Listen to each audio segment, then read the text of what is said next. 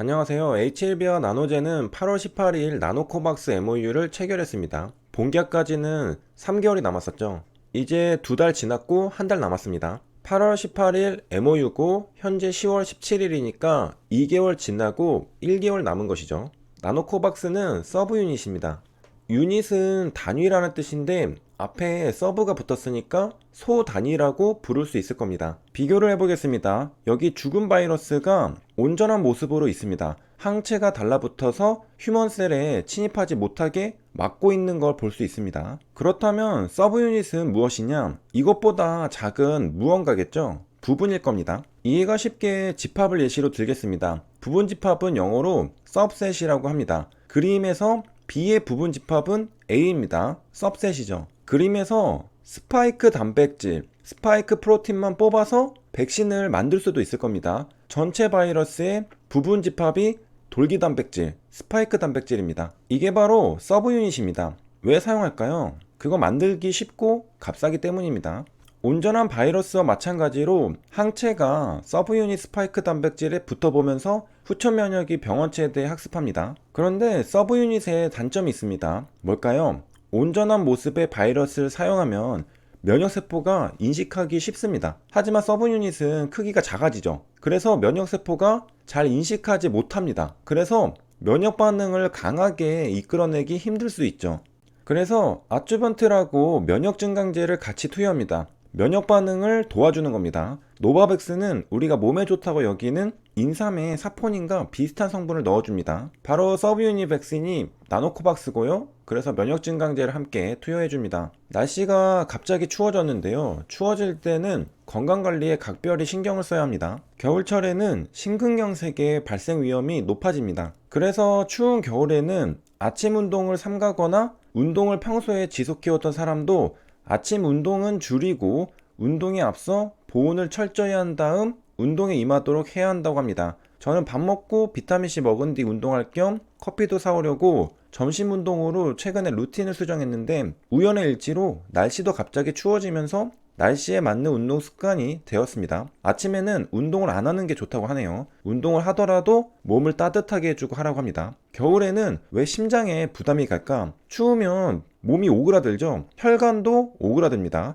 말초 혈관이 수축되고 그 결과 혈압이 상승합니다. 그러면 심장에 부담이 되는 것이죠. 아침에는 왜 심장에 부담이 갈까? 잠들어 있을 때는 교감신경이 밑바닥 상태에 들어가서 심신이 이완됩니다. 그러나 잠에서 깨면 교감신경이 항진되면서 심신이 긴장 상태에 들어가게 됩니다. 그렇기 때문에 잠에서 깬 직후인 아침이 바로 심장에 대한 부담이 최고조를 이루는 것이죠. 그러므로 겨울은 춥기 때문에 혈관이 수축하면서 혈압이 상승할 가능성이 높은 날씨인데다가 아침에 교감신경이 항진되는 시간이 겹치면 심근경색 위험이 높아지는 것이죠. 그래서 겨울 아침에 운동은 피해야 하는 겁니다. 교감신경은 자율신경계입니다. 위급한 상황에 대처할 수 있게 하는 신경계입니다. 우리가 길을 가다가 갑자기 저 멀리서 호랑이가 나를 향해 뛰어온다고 생각해보면요. 즉 위기 상황에 빠졌을 때 어떤지 생각해보면 좀 더 쉽게 이해가 됩니다. 일단 심장부터 벌렁벌렁 합니다. 두근거리죠. 그러면서 호흡이 빨라집니다. 그리고 동공도 확대되죠. 호랑이가 뛰어오는데 세워라 내워라 태평하게 지켜보고 있을 사람은 없죠. 신체 활동이 모두 급박해집니다. 그 결과 심장 박동이 높아지고 혈압이 높아지고 혈당량이 증가하게 됩니다. 이게 교감신경이 작동할 때입니다. 이렇듯 교감신경계는 어떤 위협이 발생하면 우리 몸이 반응할 수 있는 상태를 만들어줍니다. 한마디로 교감신경은 스트레스를 받았을 때 생명체를 보호하는 응급기능, emergency function에 관여합니다. 교감신경은 자동차의 엑셀레이터, 부교감신경은 브레이크에 해당합니다.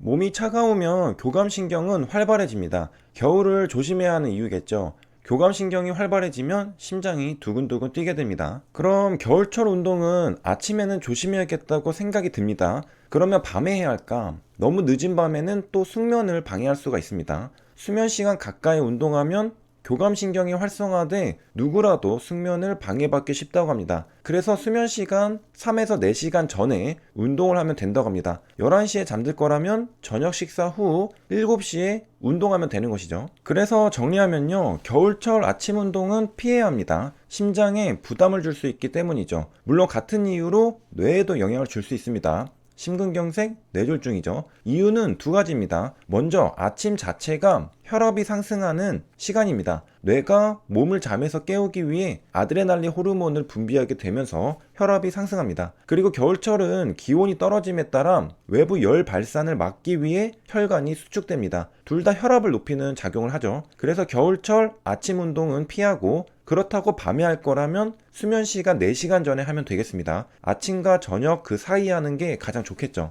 겨울에는 어떻게 운동을 하는 게 바람직할까? 겨울은 기온이 떨어지니까 집에만 있고 싶죠. 운동하러 나가기 쉽지 않습니다. 게다가 아침에 운동을 하면 위험하니까 저녁에 하자고 생각해도 낮 길이가 짧아져서 금방 어두워지니까 또 나가기가 쉽지 않습니다. 이러나 저러나 운동을 하러 나가기가 쉽지 않죠. 춥고 어둡기 때문이죠. 짧게 하면 됩니다. 운동을 30분 했다면 20분으로 줄이면 됩니다. 그러면 운동량이 부족한 것 아니냐? 날씨가 추워지면 근육 떨림 현상이 발생한다고 하네요. 그래서 운동할 때 체력 소모가 증가하므로 겨울철에는 운동량을 줄이는 것이 좋다고 합니다. 그러니까 잠깐 나가서 후딱 하고 들어오면 된다는 겁니다. 물론 나가기 전 준비 운동을 해서 수축된 혈관을 풀어주고 근육과 관절의 경직도 풀어줘야 안 다치겠죠. 몸을 워밍업 시켜놓고 잠깐 나갔다 산책도 할 겸 조깅하고 오면 됩니다. 그리고 오늘 12시간을 잤는데 믿기지 않는 수면 시간입니다. 제 평생에 9시간을 넘기면서 잠을 자본 적은 손에 꼽습니다. 그리고 잠을 많이 자는 사람이 신기했던 시절이 있었습니다.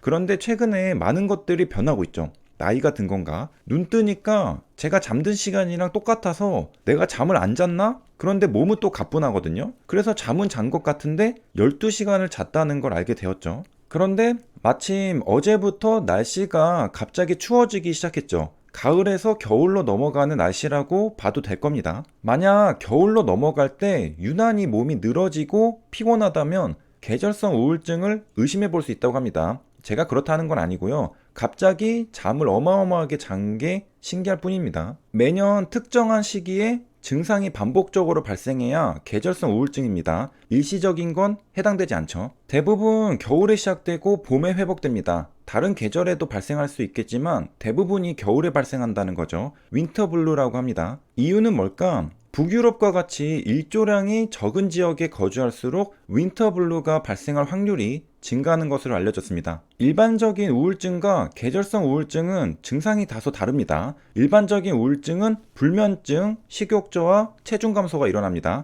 하지만 계절성 우울증은 평소보다 잠을 많이 자는 과다수면이 나타나고 무기력이 심해서 하루 종일 누워서 지내려고 합니다. 계절성 우울증은 왜 생길까? 일조량이 적은 지역에서 유병률이 높은 걸 봤을 때 전문의들은 일조량과 관련 있는 것으로 보고 있습니다. 한마디로 겨울에는 낮 길이가 짧아지면서 일조량이 감소하고 그 결과 우울증으로 이어진다는 거죠. 그러니까 한마디로 햇빛을 많이 못 쬐어서 그렇다는 거죠. 그러니까 겨울일수록 해가 떠 있는 시간에 밖에 나가서 운동을 하면 좋다는 겁니다. 계절성 우울증을 막을 수 있습니다. 집에만 있는 게 아니라 태양이 하늘 위에 있을 때 나가서 운동하면 좋죠. 여기까지 시청해주셔서 감사합니다.